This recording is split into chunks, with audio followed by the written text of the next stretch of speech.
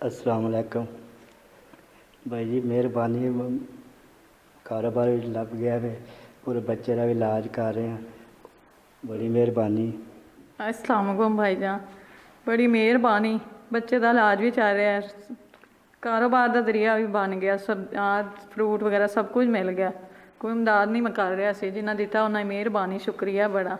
अल्लाह करम और करे उन्होंने तो बहुत ज़्यादा, जिन्हें गरीबां नूं देखा और इमदाद की। बिस्मिल्लाहिर्रहमानिर्रहीम। सहारा बनो में मैं हूँ खान अली। तो चंद दिन पहला ये मेरे भाई इरफान ने, इन्हां दी मैं वीडियो अपलोड की थी, यह उन्हां दी फैमिली खड़ी है। तो हुण तुहानूं इस चीज़ का भी इतराज़ होगा कि यार तू फैमिली नूं खिलार के तू वीडियो बना रहा है। देखो जी, मैं तो उस भाईजान नूं दिखाना जिन्हें मैनूं पैसे भेजे ने, उन्होंने भी पता चले कि वाकई मेरे पैसे और मेरा जिहड़ा रोज़गार है उन्हां दे हक दे विच गया है, हकदारां दे कोल ही गया है जिन्होंने मैं भेजा है। तो मेरा काम है कि भाईजान मैं फिर उस फैमिली नूं दिखाना, यह मेरा काम होंदा है कि यार मैं उन्होंने फैमिली नूं दिखावां कि जिन्हें आसे पैसे आए ने। तो ये मेरे भाई ने इरफान साहब जी। इरफान साहब अज खुश हो जी? खुश है वेख लिया अज जी, खुश है कि कारोबार मिल गया। हाँ जी तो बच्चे का भी इलाज चल रहा है जी। ये डॉक्टर नूं चेक कराया मेरी भैन?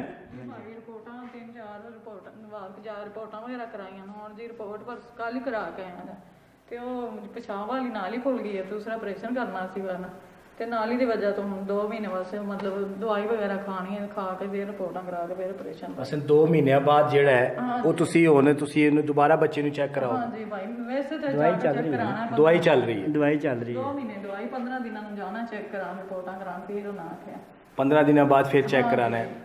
तो चलो जी, हुण सहारा बनो तुहाडे नाल खलोता है। अल्लाह जिंदगी भाई रब करम करे, तुहाडे ते बड़ी नेकी है और हमारे बंदे दे नेकी वेखो जी, मेरी गल सुनो, वेखो अल्लाह सोने ने सानू भेजिया वसीला बना के भाई जरिया अल्लाह ने लाया तुहानूं ला जी। हाँ जी। ते ये वेखो हुण भाई इरफान साहब दा कारोबार भी लग गया। बहुत भाई जलील होए दा इलाज कराया भाई, हुण उस दिन तुसीं कहो पैसे भी नहीं से, अल्लाह शुक्र अल्लाह ने नेक जरिया बना के भेजा तुहानूं। पैसे भी मिले हाँ, हाँ जी भाई, और हर चीज़ मिल गई।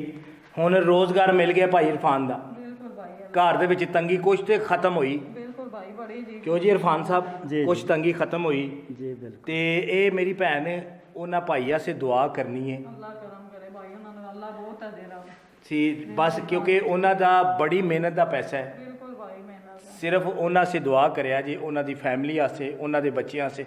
वेखो जी, उन्हां ने उस भाई ने तुहाडे बच्चे नूं वेखिया, बिल्कुल भाई, उन्होंने मदद की। हुण उन्हां दे बच्चों से दुआ करिया जी, जिस भाई ने लवा के दिता है। बिल्कुल भाई, नमाज पढ़ के भी करने, क्यों नहीं नमाज पढ़ के भी दुआ करिया जी। कि दोस्तों, मेरा काम है कि इंज दे दोस्तों की मदद करना और इन्हां दे नाल खलोना। देखो जी, ये मैं अल्लाह की रज़ा से कर रहा, अल्लाह सोने की रज़ा से कर रहा। तो जिस तरह मैं कहना वा, मेरा साथ दो कि इन्हां लोगों की मदद की जाए। तो मेरी भैन कुछ पैसे भी आए ने, हेलो ए बच्चे दी, हेलो फड़ो, ये 5000 रुपया है। तो यह हुण भी जी तुसीं मैडिसन बच्चे नूं खवानी है। फ्रूट तो तुहाडे घर आ गया, बिल्कुल भाई, हुण बच्चे नूं फ्रूट भी खवाया जे अपने सारे बच्चों नूं।